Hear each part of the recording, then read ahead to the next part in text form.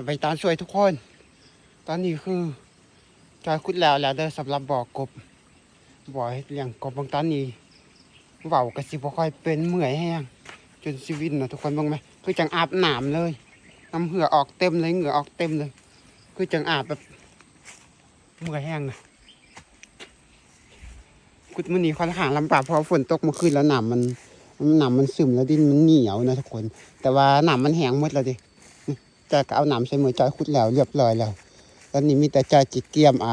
เฮ็ดบอลอย่างก็จะเอาขี้ต้มมาใส่เพื่อให้น้ำมันแห้ง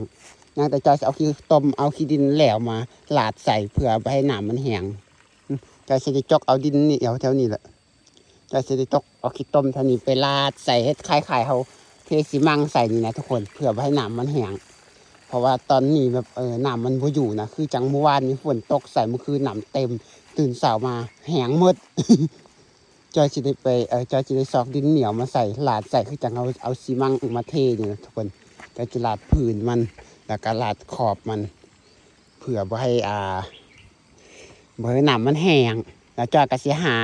ผักกันจองหาบอนหวานอีหยังผักอีหยังที่มันอยู่หนำใดนะมาปลูกใส่ทางในเลยแล้วส่วนอันนี้จอยก็คือจะ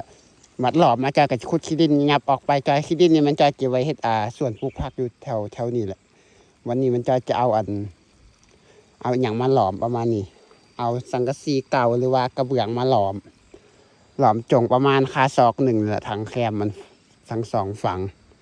เพื่อให้ตะกบอยู่แล้วตะกบอยากลงน้ำก็ให้มันลงน้ำได้มันอยากอยู่บกให้มันอยู่บกได้เราก็จะหาโซลาเซลล์มาใส่ให้มันมีแมงไหมตกใส่เมื่อคืนอย่างประมาณนี้นะเราก็จะหาตะนางดำผ่ากันแสงนะทุกคนกันแสงแดดผ่าดำมันมาพวกข้างเทิงแบบนี้เพื่อให้มันห่มมือสวยเมื่อคืนกับปืดออกมือเสากับพวกแบบนี้เพื่อให้มันแดดห่อนเกินไปนี่นะทุกคนแล้วน้ำก็คือยางหวานแล้วจะกระสีได้เกี่ยมให้อ่างเก็บน้ำอยู่หันเราจะเอาน้ำใส่มือเสามือแรงแบบนี้นะ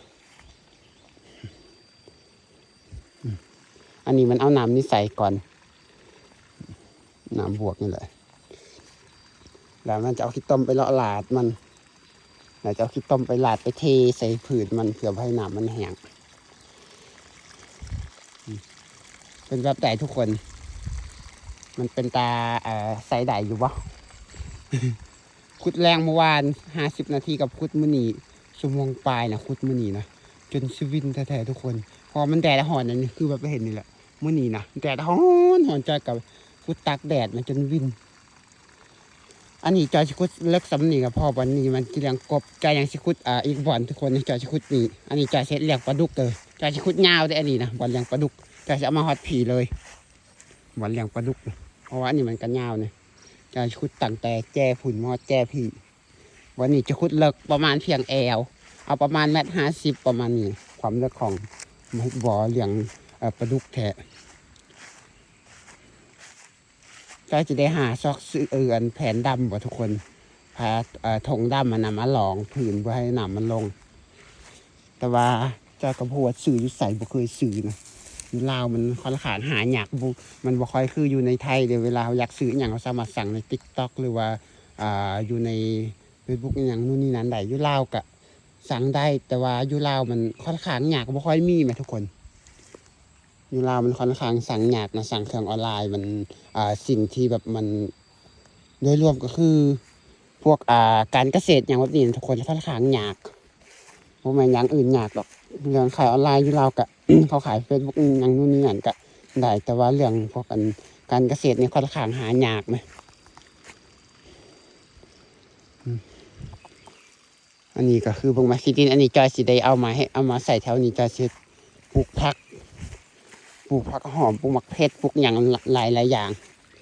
างที่กินได้เขาจะเป็นสวนของเฮาแบบสวนตัวเลยนะ